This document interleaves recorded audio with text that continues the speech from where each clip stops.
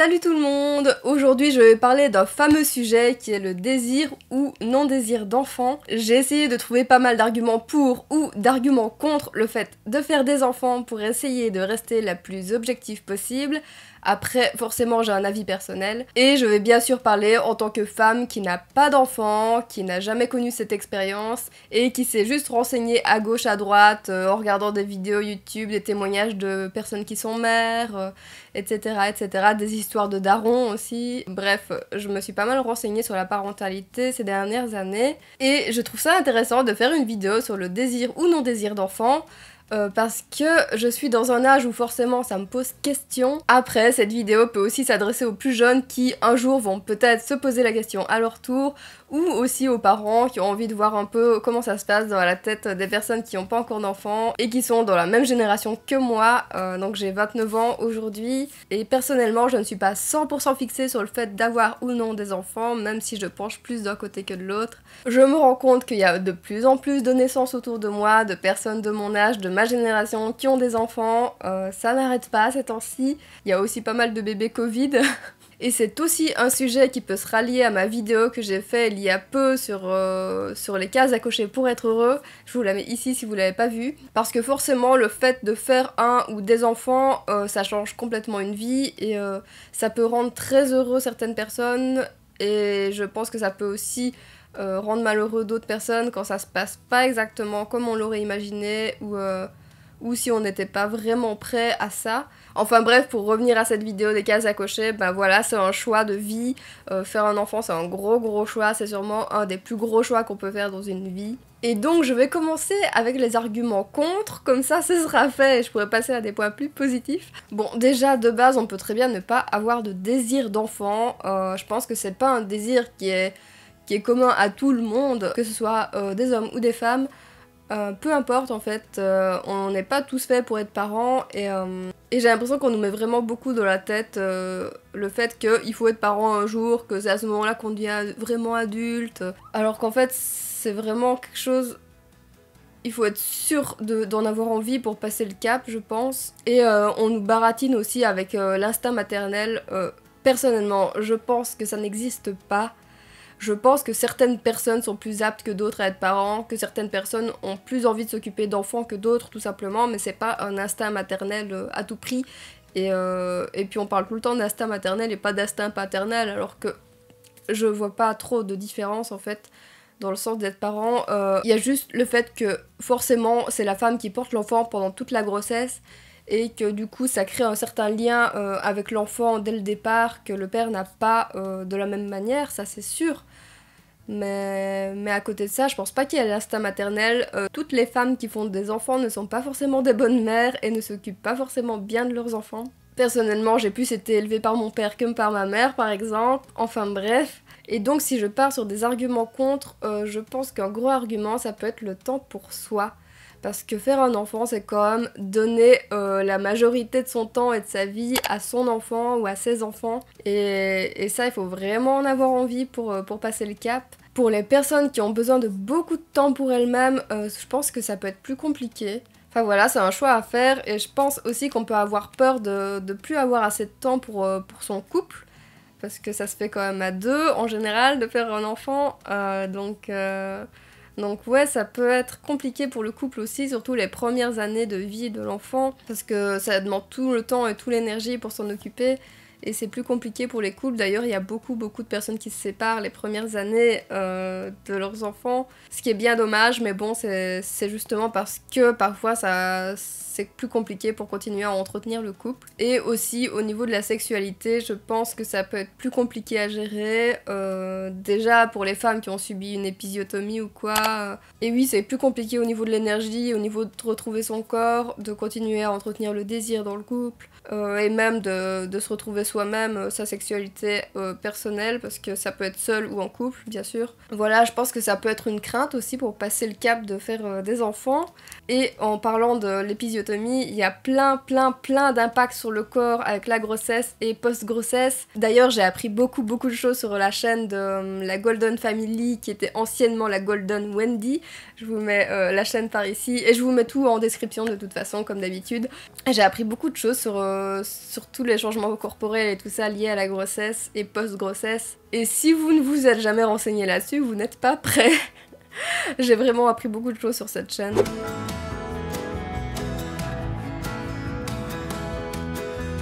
Et il y a même des choses que j'arrive même plus à me remettre en tête parce que je crois que ça m'a trop choquée pour les retenir, donc il faudrait que je revoie tout ça.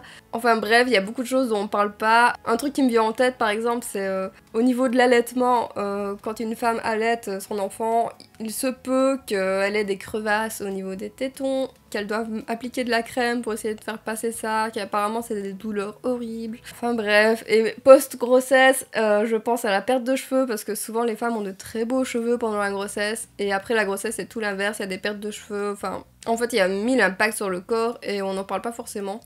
Et je pense quand même que c'est bien de le savoir pour s'y préparer et pour savoir comment réagir le moment venu.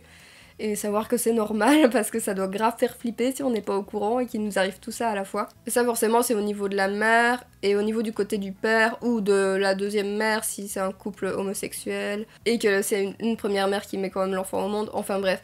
Et pour le deuxième parent ça doit quand même être très perturbant et flippant de voir tous les impacts que ça a sur le corps de leur partenaire. Et ça va pas être facile parce qu'il faut aussi être là pour épauler. Et, enfin, dans l'idéal, ça se fait à deux. Et ça doit être compliqué aussi, surtout si la personne est très empathique. Ensuite, on peut aussi avoir peur du monde à venir. Déjà là, on vit une époque pas possible et on sait pas ce que l'avenir nous réserve. Je trouve que ça peut être vraiment vraiment flippant de mettre au monde des enfants aujourd'hui sans savoir ce que sera le monde dans 10 ans, 20 ans, 30 ans, etc. De pas savoir sur quelle planète on les laisse, je trouve ça grave flippant personnellement.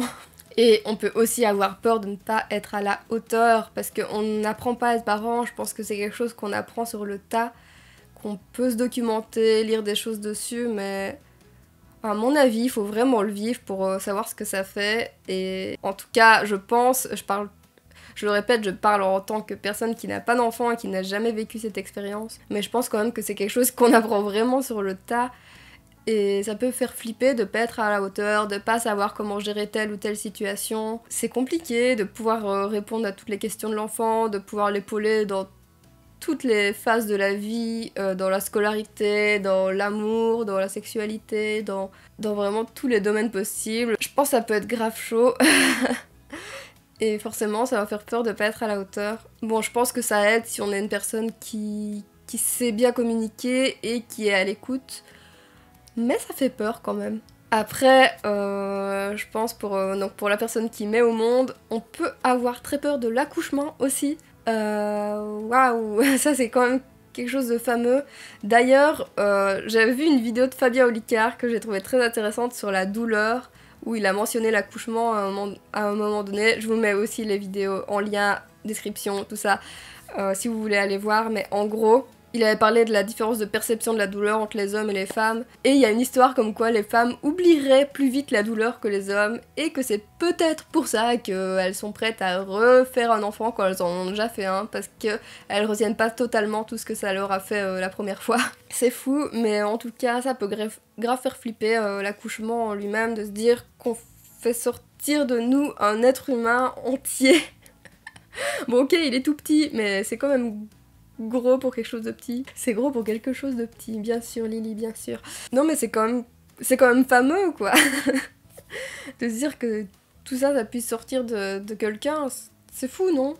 Et pareil, on peut avoir peur de comment ça va se passer. Est-ce qu'on va avoir vraiment très mal? Est-ce qu'on va devoir nous faire une épisiotomie et qu'on n'est pas prêt à ça parce que ça se fait vraiment au dernier moment? Enfin, c'est grave flippant en fait. D'ailleurs, si vous ne savez pas ce que c'est qu'une épisiotomie, c'est quand le bébé ne passe pas bien, on coupe une partie entre le vagin et l'anus pour faire un trou plus grand pour que ça sorte plus facilement. Mais et après on recoue et puis voilà. Ensuite, on peut aussi avoir un mauvais souvenir de l'enfance qui fait qu'on a peur de faire vivre la même chose à nos enfants. Par exemple, si on a très mal vécu sa scolarité, si on a vécu du harcèlement scolaire, si on a été très seul pendant l'enfance, enfin... Il y a plein de choses qui font que on peut avoir peur de faire vivre la même chose à nos enfants. Après, on peut aussi avoir vécu des violences familiales, mais à ce niveau-là, si on est dans un couple sain et qu'il n'y a pas de violence dans le couple, ça va, et on doit pas avoir peur normalement de faire vivre ça si on n'est pas dans ce cas-là. Mais ouais, c'est compliqué si on a eu une enfance compliquée et que on a eu du mal avec les enfants quand on était enfant, c'est beaucoup plus dur de se dire ouais, je vais mettre un enfant au monde qui à son tour va devoir passer par toutes ces étapes compliquées.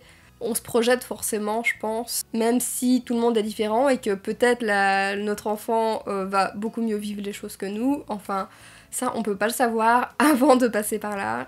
Donc je pense que c'est aussi des choses qui peuvent faire vraiment peur. Parce que je pense quand même que quand on est parent, on a envie du bien-être de notre enfant. Et voilà, le bien-être passe aussi par tout ce qu'on va vivre chaque étape de la vie. Et voilà, ça fait peur, quoi.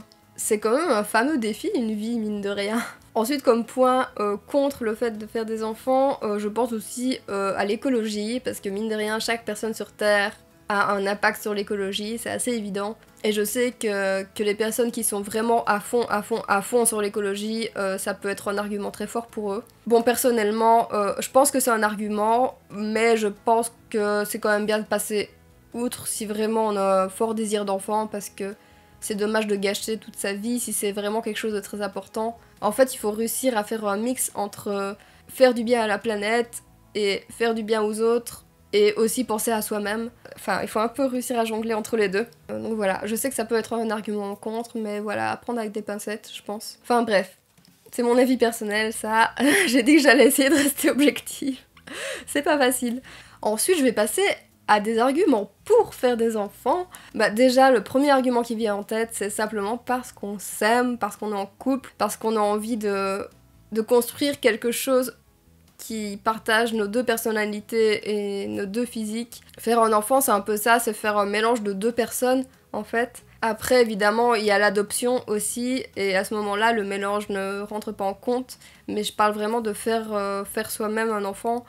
Il y a quand même ce truc de ok, on va faire ouais, est-ce qu'il aura tes yeux, est-ce qu'il aura ton nez, est-ce qu'il aura ta bouche, qu'est-ce qu'il aura de moi aussi. Avoir un petit bout de la personne qu'on aime en face de soi, et un petit bout de soi-même aussi. Et enfin, je trouve que ça a un côté magique quand même, de se dire qu'on est capable de faire ça. Et derrière ça, il peut aussi y avoir une forte envie de transmettre un patrimoine, de transmettre ce qu'on a et nos valeurs, et de donner tout ça à un enfant qui voudra en faire tout ce qu'il voudra en faire. Après, ce sera à prendre ou à laisser. Mais il y aura forcément des bouts de nous-mêmes dans l'éducation qu'on donne à nos enfants. Et il y a quelque chose de beau aussi là-dedans, de...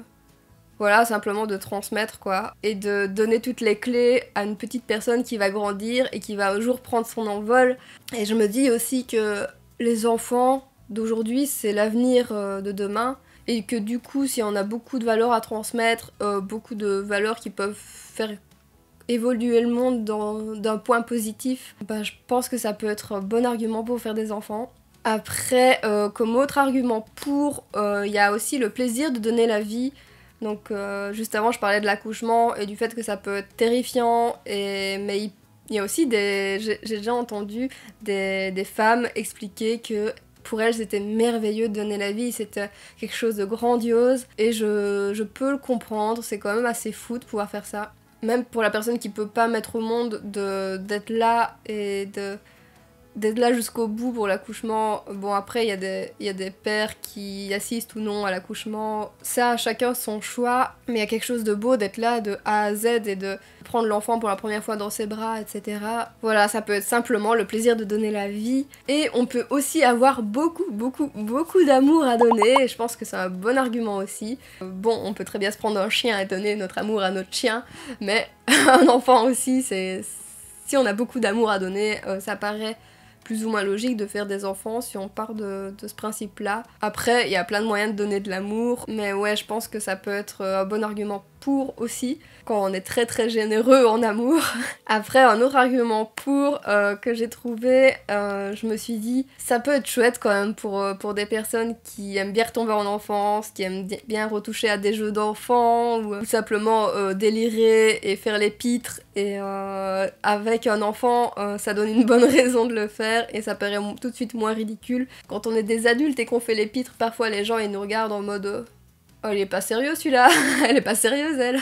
Et alors que si t'as des enfants et que tu fais ça avec tes enfants, c'est tout à fait admis.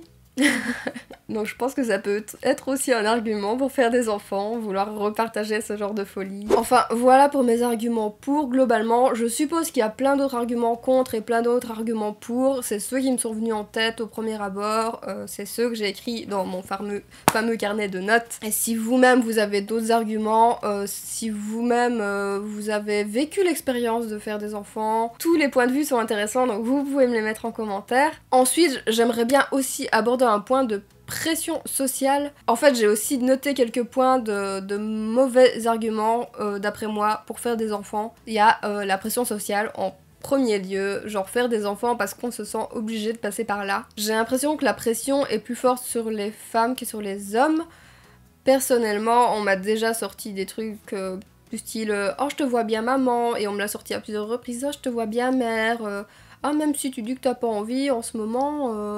Ouais, moi je te vois quand même bien mère, et on n'écoute pas si jamais on dit qu'on n'a pas envie, alors que on a tout à fait le droit de pas avoir envie d'enfant. Et j'ai vraiment l'impression que la pression est plus forte sur les femmes. Après, s'il y a des hommes dans le coin et que vous aussi vous avez senti une pression, je serais très intéressée de le savoir. Donc pareil, vous pouvez me dire ça en commentaire. Donc personnellement, j'ai déjà entendu ce genre de truc. Et si je prends l'exemple de ma mère qui un jour m'a demandé « Ah, tu vas faire des bébés ?» parce que j'étais en couple et nanana. Et je suis sûre et certaine qu'elle a pas demandé à mon frère. D'ailleurs, je lui ai répliqué « Bah pourquoi tu demandes à moi? Demande à Thomas d'abord, il est plus âgé que moi. » Ouais, mon frère s'appelle Thomas. Je suis sûre qu'elle lui a pas demandé alors qu'il a 2 ans et demi de plus, donc logiquement ce serait lui d'abord avant moi. Et j'ai déjà entendu pas mal de fois des témoignages de femmes qui ont leur mère qui leur ont posé ce genre de questions alors qu'elles demandent pas à leur fils. Pourquoi en fait? Pourquoi on demande plus aux femmes d'être mères qu'aux hommes d'être pères? Ça n'a pas de sens. Logiquement, ça se fait à deux, ces choses-là, sauf exception, donc voilà. Donc si vous aussi, vous avez tendance à foutre la pression aux femmes autour de vous, arrêtez immédiatement, s'il vous plaît. C'est vraiment, vraiment chiant. Après, d'autres arguments qui pour moi sont de mauvais arguments pour faire des enfants, c'est la pression du partenaire, ou de la partenaire. Hein. Je pense qu'il faut pas céder à une pression si nous-mêmes on n'en a pas envie, que c'est une décision qui doit être prise à deux, et on peut pas forcer quelqu'un à faire un enfant. C'est quand même grave. Et pareil pour l'avortement, je pense que c'est une décision qui doit être prise à deux et que forcément c'est le corps de la femme qui est en jeu, donc je pense quand même qu'elle a le dernier mot, mais je pense quand même que c'est une discussion qui doit avoir lieu ensemble. C'est une discussion à avoir et c'est pas anodin un avortement, donc ça doit vraiment être pris en considération des deux côtés, mais je pense qu'il faut pas forcer quelqu'un à faire un enfant s'il a pas envie de faire un enfant. C'est quand même une implication quand même sur de nombreuses années, donc faut pas déconner avec ça. Ensuite, un autre mauvais argument, c'est quand on se sent seul. Faire des enfants parce qu'on se sent seul, je pense que c'est pas une bonne raison, dans le sens où, d'après moi, je pense que quand on fait des enfants, c'est pour les élever jusqu'à ce qu'un jour ils prennent leur envol. Et si on les a fait parce qu'on se sentait seul, ok, ils vont peut-être combler une certaine solitude pendant un certain temps, et puis le jour où ils vont partir, ça va faire un trop gros choc. Je pense que c'est mieux d'essayer de s'entourer d'autres personnes, de son compagnon, de sa compagne, d'amis, enfin de trouver d'autres moyens de pallier à la solitude que de faire des enfants. Enfin en tout cas c'est mon avis, hein. Ensuite, un peu dans le même goût, je pense que mauvais argument c'est pour être heureux. Enfin c'est un bon argument et un mauvais argument à la fois, parce que je pense que si c'est quelque chose qu'on a vraiment vraiment envie de faire dans sa vie et que ça peut ajouter du bonheur, je pense que c'est bien de sauter le pas. Mais je pense que si on a un profond mal-être en soi et que on espère compter sur le fait de faire des enfants pour soigner ce mal-être, ça va pas fonctionner. Je pense qu'il faut bien faire la différence entre les deux, que ça peut rendre heureux, mais ça peut pas soigner des maux qu'on a qui sont profonds. Donc voilà, faut réussir à trouver la balance entre les deux. Et dernier faux argument d'après moi, c'est de faire des enfants pour sauver son couple. Alors, comment dire? Si le couple ne va pas bien, il y a de fortes probabilités pour que ça ne s'arrange pas en faisant des enfants, qu'il y ait encore plus de conflits, que ce soit encore plus prise de tête, et ça ne va en aucun cas soigner les problèmes du couple. Je pense que si ça va pas, il faut apprendre à bien communiquer ensemble, et éventuellement, si vraiment vous vous en sortez pas, peut-être aller faire une thérapie de couple, ça peut être une option. Ou juste vous quitter si c'est plus possible, faire un enfant pour sauver un couple, ça marche pas, et je pense profondément que les personnes qui restent en couple pour leur enfant, soi-disant, ça fait pas du bien à leur enfant. Parce que quand on a deux parents qui se déchirent, on le ressent forcément. Et voilà, pour moi, c'est vraiment un des pires arguments pour faire un enfant. Je pense qu'il faut essayer d'être bien soudé, d'avoir un couple relativement sain avant de sauter le pas. C'est mon humble avis. Après, je peux comprendre qu'il y a des personnes qui aient vraiment envie d'enfant et que l'âge avançant, on a envie de sauter le pas quoi qu'il en soit. Je peux le comprendre. C'est un peu compliqué, mais je peux le comprendre. Mais il faut vraiment pas compter là-dessus pour sauver son couple, ça c'est certain.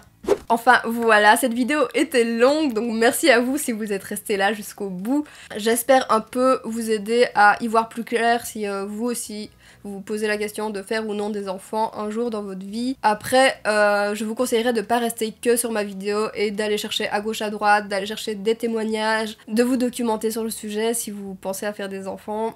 Notamment par la chaîne de la Golden Family dont j'ai parlé, parce que je trouve qu'elle est vraiment très intéressante et je trouve que la nana est super cool, enfin bon bref. Et voilà, n'hésitez pas à vous documenter. J'espère quand même vous avoir fait réfléchir sur certains points que vous n'aviez peut-être pas encore en tête. On peut pas forcément penser à tout du premier coup. Moi-même la première, je suis sûre que j'ai pas pensé à tout. Enfin voilà, j'espère que cette vidéo vous aura plu. N'hésitez pas du coup à me laisser un pouce positif si vous avez aimé, à vous abonner si c'est pas déjà fait, et moi je vous dis donc à vendredi prochain 18 h pour une prochaine vidéo. Salut!